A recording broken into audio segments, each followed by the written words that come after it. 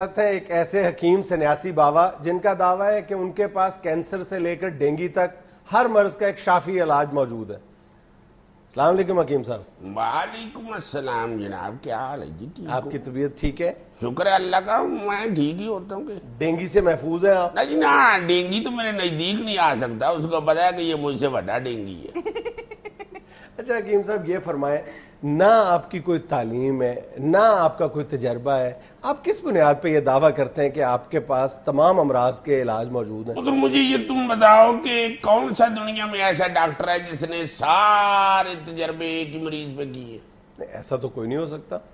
तो मैं तुम्हारे सामने बैठा हूँ, सारे तजर्बे मैंने अपनी हिकमत के एक ही बंदे पे किए हैं। वो किस पे किए हैं? अपने आप पे।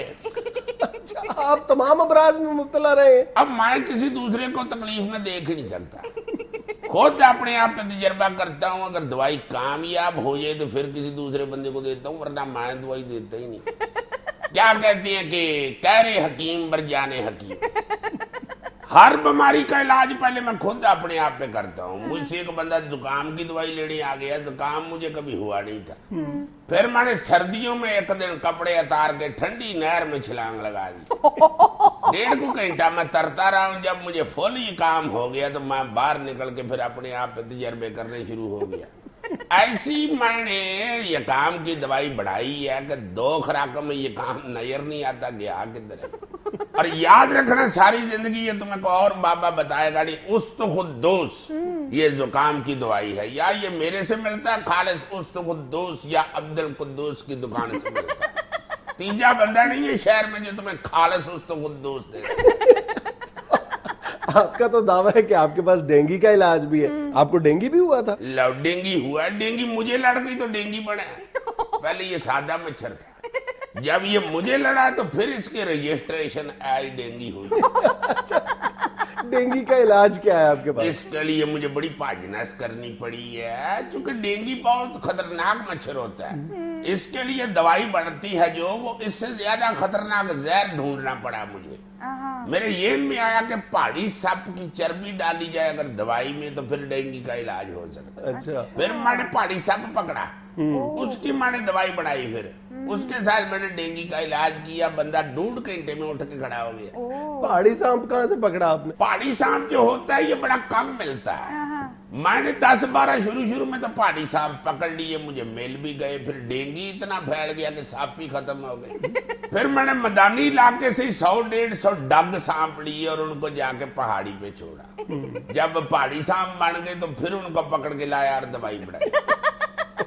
ये जो पपीते से डेंगू का इलाज है ये भी मैंने इंट्रोड्यूस करवाया। वो कैसे? वो हमारे हमसायों की तरफ पपीता लगा हुआ था। मेरा एक दिन दिल किया, मैं पपीता तारने लगा, ऊपर से मेरा हमसाया आ गया। उसने मेरी बड़ी बेइज्जती की, जो चपेड़े चपूड़े उसने मारी वो मैं और किसी को बताता नहीं। लो जी, मुझे चढ़ गुस्सा गया। मैंने कहा ले आउनिया पपीता है नहीं है, मैं है नहीं। डेंगू फैला जब मैंने महल्ले में मशहूर कर दिया ये पपीता जो है ये डेंगू का इलाज है। अच्छा। अब महल्ले के लड़कों ने उसका सारा पपीता गंजा कर दिया। अब दरख्त उसका बिल्कुल ऊंट बांधने वाले किले जैसा हो गया। अब मैं कभी कभी उसका दरवाजा खड़का के कहता हूँ सना पपीता खादा ही, आगे से गंदी गालियां निकालता है। तो वो आपको गालियां निकालता है, आप उसे कुछ नहीं कहते?